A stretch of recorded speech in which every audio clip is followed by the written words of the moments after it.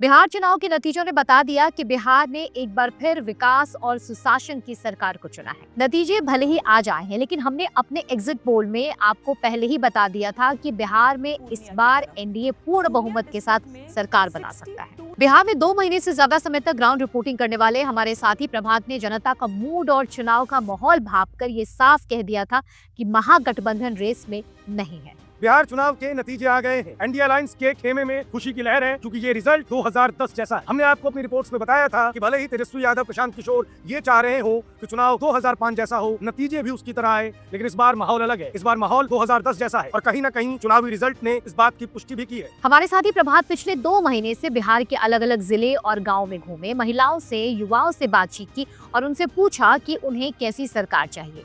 लोगों से बातचीत के आधार पर वे इस निष्कर्ष पर पहुंचे कि एनडीए के पक्ष में बिहार में अंडर करंट चल रहा है। विवेक जी कितने दिनों से काम कर रहे हैं यहाँ पे? मैं जब से प्लान लगा तब से कर रहा हूँ। तेजस्वी जी पीके कह रहे हैं कि बिहार से सिर्फ जो व्यक्ति है वो बाहर जा रहा है काम करने। बिहार के अंदर कुछ हुआ ही नहीं। बिहार के अंदर बहुत कुछ हुआ है। अभी ये नया प्लांट लगा, अभी एथेनॉल का वहाँ पे लगा, अभी प्रिंस पाइप आया यहीं पे, इसके बाद अभी एक कैंपा गोला लग रहा है, तो ग्रोथ तो है ही है ना।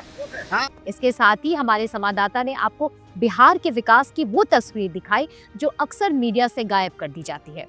बिहार के नाम पर सिर्फ गरीबी दिखाई जाती है, जबकि नया बिहार बदल रहा है।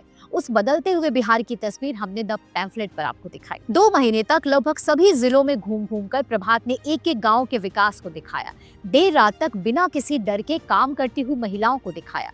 महिलाएं बार बार एनडीए को वोट देने की बात कर रही थी। हमको 10,000 रुपया मिला तो हम सिलाई मशीन खरीदे। हमको सिलाई मशीन का नाम भी नहीं पता है, लेकिन आज जिस दिन हमको 6 तारीख को पैसा मिला, हम सिलाई मशीन उसी दिन मेरे हस्बैंड जाके खरीद रहे। उसके बाद एक दिन में हम सिलाई मशीन चलाना सीख गए और आज घर का सारा कपड़ा लत्ता बाल बच्चे का जो होता है जितना आता है वो सारा हम खुद से कर रहे हैं। तो मेरे लिए नीतीश सरकार सही है ना, नीतीश जी सही है ना, तो तेजस्वी को कैसे माने? वो विपक्षी है, वो हमेशा वो जातिवाद करते हैं। नीतीश जी बिल्कुल नहीं करते जातिवाद। 15 साल पहले जो था महिलाएं चार दीवारी में कैद रहती थी, अभी जो है कदम से कदम पुरुषों के साथ महिला मिला के चल रही है। दोस्तों, द पैम्फलेट पर हमारा उद्देश्य व्यूज बढ़ाने का नहीं है, व्यूज के साथ कुछ भी दिखाने का नहीं है, बल्कि हमारा उद्देश्य है कि चुनावों के दौरान वास्तविक पत्रकारिता की जाए, ग्राउंड रिपोर्ट्स दिखाई जाए। हमारा मानना है कि आप दर्शक भी अच्छी पत्रकारिता देखना चाहते हैं, इसलिए हमें आपका इतना प्यार मिलता है। इसलिए हम राजनीतिक दलों के नेताओं के पीछे उनके इंटरव्यूज के लिए नहीं भागे।